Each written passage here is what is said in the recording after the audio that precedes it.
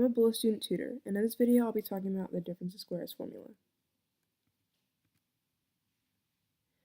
So the difference of squares formula is a minus b times a plus b equals a squared minus b squared.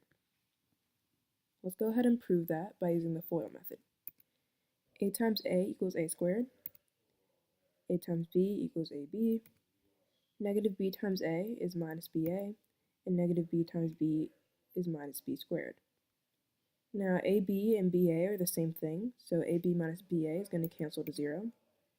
And here we have the formula. A minus B times A plus B equals A squared minus B squared. So let's use this with examples. If you see x squared minus 16, you're immediately going to see that x is a perfect square of x squared and 4 is a perfect square of 16. And then you're going to use a formula, x plus 4, x minus 4 equals x squared minus 16.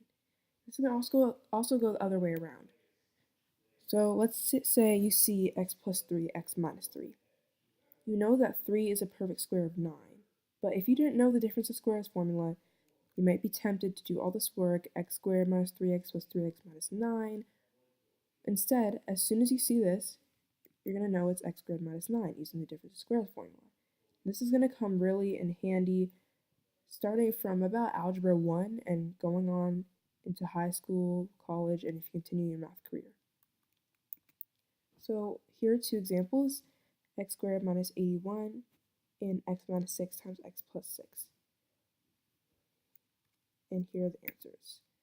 X squared minus 81 is going to turn into x minus 9, x plus 9, and x minus 6, x plus 6 equals x squared minus 36. This has been a Bullis Student Tutors video. If you enjoyed this video, make sure to check out the rest of our YouTube channel for more tutoring videos. Thank you.